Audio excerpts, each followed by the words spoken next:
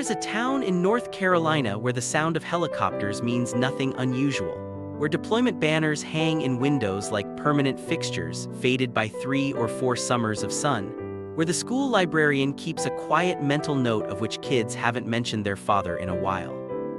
This is Fayetteville, and this is the story of James Mercer, Army, 41 years old, a man with a jaw that could have been cut from the same stone as the base itself. It was September of 2014 when James received his 3rd deployment orders to Afghanistan.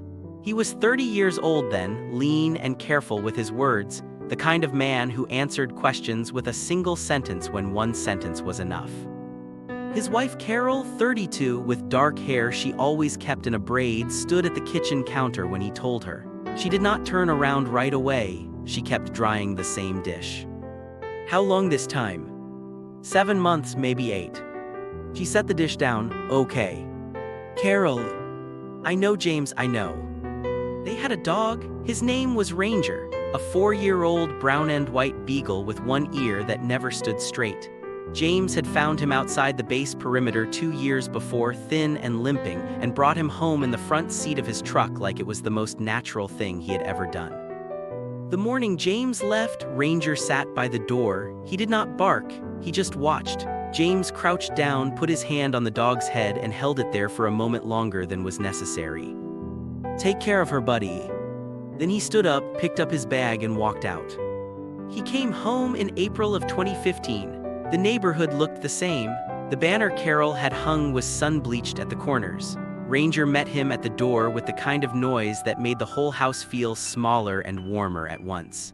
But things had shifted in the months James was gone. Carol had gone back to work full-time. She had built a life around his absence, the way you build a wall around a hole to keep people from falling in. And James, without quite knowing how it happened, found himself standing on the outside of that wall. He tried the VA. He sat in waiting rooms with fluorescent lights that buzzed at a frequency that got inside his head and stayed there. He filled out forms. He was told to wait. He waited. Nothing came. He tried civilian work, contracting, security, a stint driving for a logistics company out of Rayford Road. None of it fit the way anything had ever fit before. The days were loud in the wrong places and quiet in the wrong places too. By the winter of 2017, Carol had moved to her sister's house in Greensboro. She did not leave angry. She left tired. She left a note on the refrigerator that said, among other things, that she loved him and that she did not know how to reach him anymore. James kept Ranger. He kept the house. He kept showing up. Veterans Day came and went. There were ceremonies at the park near the base. Politicians spoke about sacrifice and duty and the debt the nation owed. James watched it on his phone while eating a sandwich at his kitchen table. Ranger was asleep at his feet.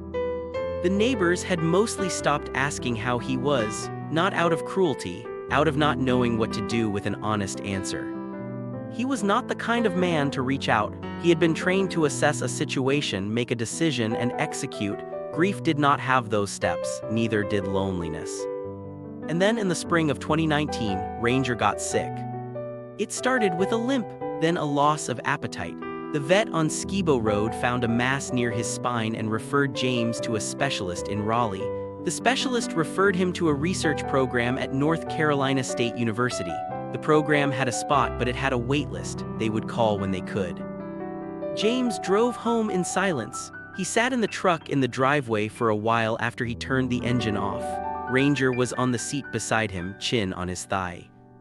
His neighbor was a retired Army nurse named Bate, 63 years old, white-haired, with the particular directness of someone who had seen too many people pretend things were fine when they were not.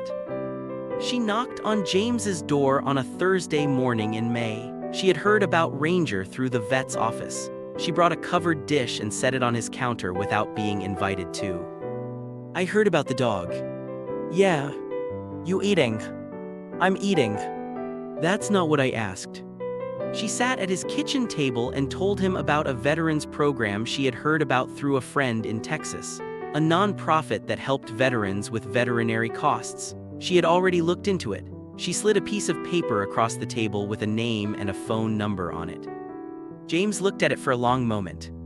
Bate, don't. I wasn't going to say anything. You were going to say you're fine. He picked up the paper. I was going to say thank you. The program covered part of the treatment.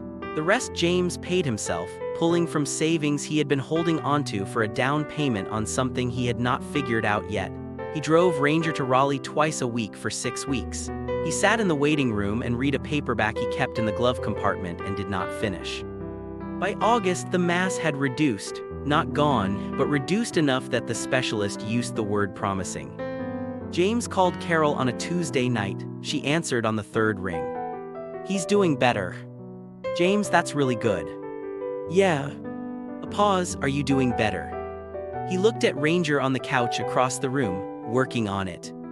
James Mercer still lives in Fayetteville. He volunteers now at a local animal shelter 2 mornings a week. He does not talk about it much. He just shows up. Ranger is 7 years old now. His bad ear still never stood straight. He sleeps at the foot of James's bed and follows him from room to room with the loyalty that only a dog can offer without condition. No institution saved James. No ceremony or recognition or program with a waiting list turned things around. It was a retired nurse who knocked on a door with a covered dish and a phone number and refused to accept a polite answer.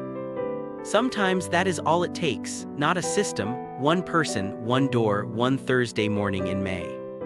If this story stayed with you, share it with someone who might need to hear it today. Leave your own story in the comments below. And if you haven't already, subscribe to Soul Relief Stories so you never miss one of these.